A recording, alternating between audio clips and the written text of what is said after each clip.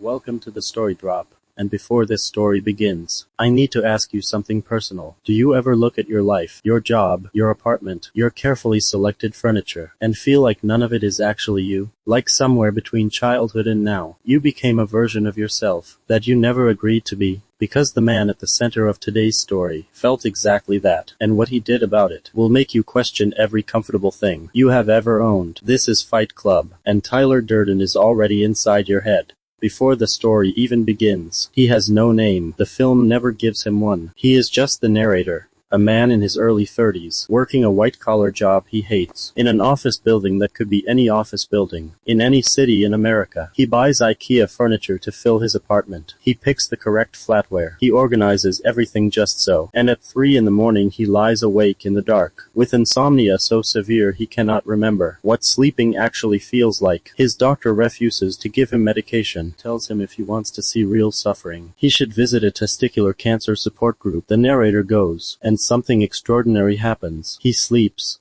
Not because he is cured, but because for the first time in years, he is surrounded by people who are actually suffering, and next to their pain, his emptiness has somewhere to go. He becomes addicted to support groups, cancer, alcoholism, blood parasites. He has none of these things. He just needs to feel something real in a life that has become completely synthetic. Then Marla Singer arrives. Another faker, another person using other people's pain as a place to rest. The narrator hates her instantly because she is his mirror, because you can only recognize a lie when you are living the same one.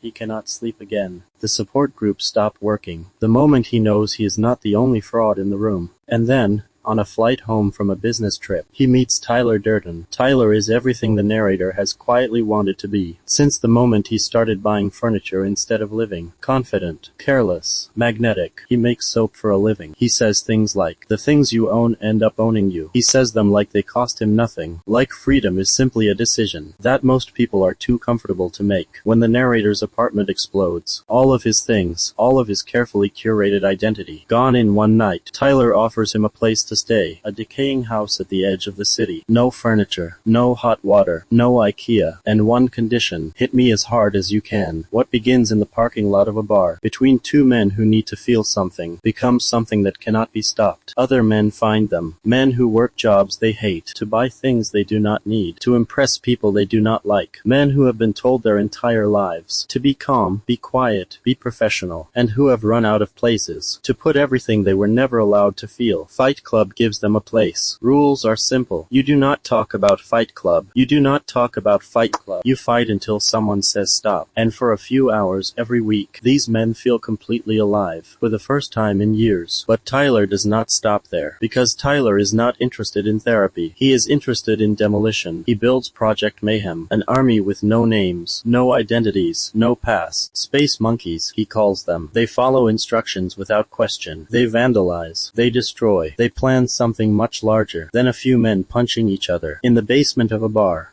Tyler's endgame is catastrophic. Blow up the headquarters of every major credit card company in the city, erase all debt records, reset the entire financial system, return civilization to zero. And he has been building toward this with the precision and patience of a man who has thought of nothing else for a very long time. The narrator begins to feel afraid. Something has gone too far. Project Mayhem has spread across the country. Members he has never met are executing Tyler's plans in cities he has never visited. A man named Bob, a friend the narrator loved, dies during a mission. Project Mayhem does not mourn him. They do not even say his name. Space monkeys do not have names, and the narrator looks at what Tyler has built and understands this is not freedom. This is just a different cage, a more violent one, with a more charismatic warden. He tries to reach Tyler. He travels from city to city, trying to warn Project Mayhem's cells that they need to stop, and everywhere he goes, the members smile at him and call him Mr. Durden. That is the moment the floor opens beneath this story and swallows everything. He is Tyler Durden. He has always been Tyler Durden. The charismatic rebel, the fearless philosopher, the man who built an anti-consumerist army and planned plan to blow up the financial system. That was not a separate person. That was him. All of it. Every speech Tyler gave. Every rule Tyler made. Every plan Tyler designed. The narrator did all of it, in a dissociative state so complete that he genuinely believed he was watching another man do it. The fight that started Fight Club, the night in the parking lot, was the narrator hitting himself. The relationship Tyler had with Marla, that was the narrator. The soap business, the house, the army, every single piece of Tyler Durden was built from a narrator's own rage and desire and self-loathing, given a body and a name, so that the narrator could watch it without having to own it. And now the bombs are set, and Tyler is telling him it is too late, and the narrator understands that the only way to stop Tyler is to stop himself. He puts the gun in his own mouth. He pulls the trigger. The bullet travels between his cheek and his jaw, missing his brain. It is enough. Tyler Durden collapses. The imaginary man who built a real revolution